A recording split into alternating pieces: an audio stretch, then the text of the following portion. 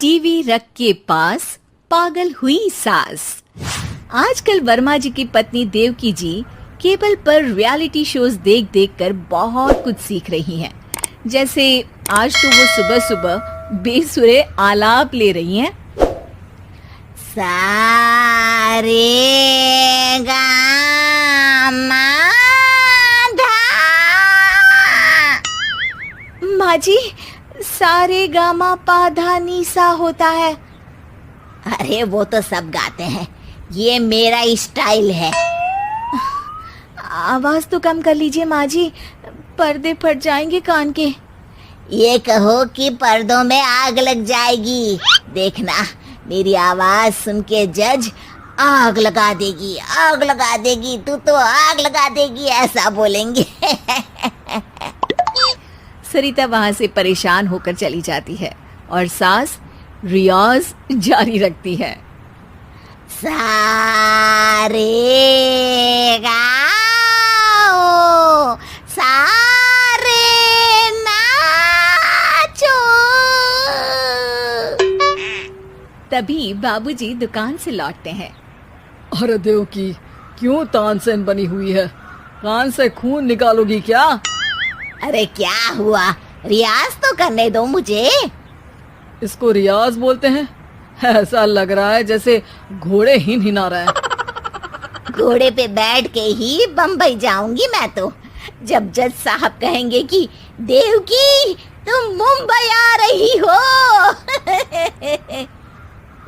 जज साहब, वो अदालत वाले? अरे नहीं नहीं, बड़े लोग हैं, आप नहीं जानते हैं।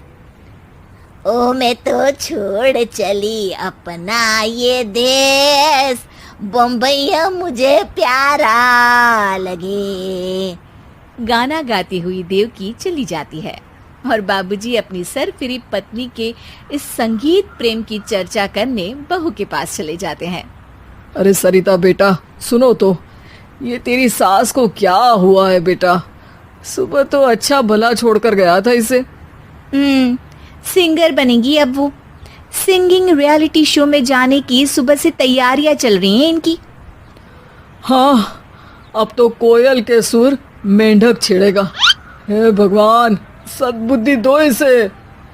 इधर बाबूजी भगवान को कहते हैं और उधर राधा रानी प्रकट हो जाती है, देवकी की मोहल्ले की सबसे पक्की दोस्त। क्यों री देवकी, काहे इतना गला फाड़ रही है? कोई चीखने चिल्लाने का कंपटीशन है क्या? अरे ये देख, नया सिंगिंग शो, मैं भी गाऊंगी, हिंदुस्तान के दिलों की धड़कन बनूंगी। अरे इतना बेसुरा गा के दिलों की धड़कन नहीं, दिलों का अटैक बन जाएगी। इससे तो अच्छा है कि नाच ही ले। वैसे भी दिन भर मोहल्ले में नाचती तो रहती है तू, कभी इसके घर कभी उसके घर। देवकी को समझ में आ जाता है कि उसका गाना किसी को पसंद नहीं आ रहा। अगले दिन सरिता देखती है कि सास पैरों में घुंघरू बांध के नाच रही है। अरे माँ जी, क्या मंजुलिका बनी हुई है आज आप? अरे नाचने दे बहू, जब तक है जान जाने जहां मैं नाचूंगी। अरे माँ जी, अभी जान निकल जाएगी, इतनी जोर से नाचेंगी तो। अरे अरे, क्या कर रही हो? अरे दिख नहीं रहा, डांस कर रही हूँ। अरे जैसी तुम्हारी हरकत है, तुमको तो नागिन डांस करना चाहिए। वो भी करूंगी, भांगड़ा भी करूंगी। देखना, जज मुझे देख के स्टैंडिंग ओवेशन देंगे। हाँ, स्टैंडिंग ओवेशन तो देंगे ही, ताकि खड़े होकर वहां से भाग सके तुम्हारा डांस देखकर। अरे कुछ ढंग की चीज करो, ये रोज क्या नया शुरू कर देती हो? सास को लगता है कि उसका डांस का सीन भी बिगड़ गया।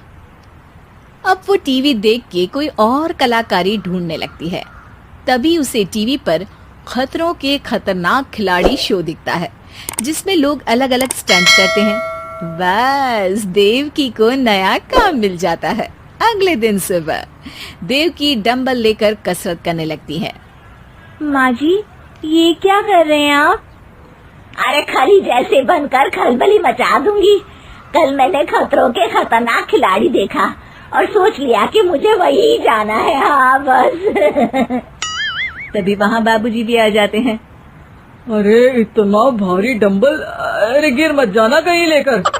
अरे चुप करो, तुमसे कुछ नहीं होता इसका मतलब ऐसा नहीं कि मुझसे भी कुछ नहीं होगा। मैं तो खतरों के खतरनाक खिलाड़ी में जाने वाली हूँ। हाँ, मैं तो इस शो में तभी गया था जब तुमसे शादी हुई थी। तुमसे शादी करना भी खतरों के खतरनाक खिलाड़ी में जाने से कम थोड़ी ना है। अब चुप भी रहिए। अरे बहू, वो भारी वाला डंबल उठा कर ला तो। अरे ना माँ जी, आप संभाल नहीं पाओगी। अरे मैंने टीवी में देखा था, एक आदमी कार उठा लेता है, इतना तो मैं उठा ही सकती हूँ ना। बहू घबराते हुए भारी वाले डंबल माँ के हाथ में दे देती है। जैसे ही माँ दोनों हाथ ऊपर करती है, पूरे शरीर का बैलेंस बिगड़ जाता है और वो पीछे की तरफ गिर जाती है। डंबल जाकर टीवी में लगता है और टीवी फूट जाती है। माँ जी, उठिए माँ जी।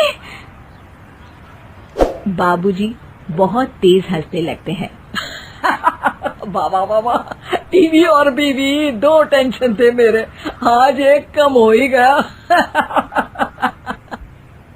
बहू भी सास को उठाते उठाते इस बात पर ताली बजाकर हंसने लगती है और देवकी फिर से गिर जाती है।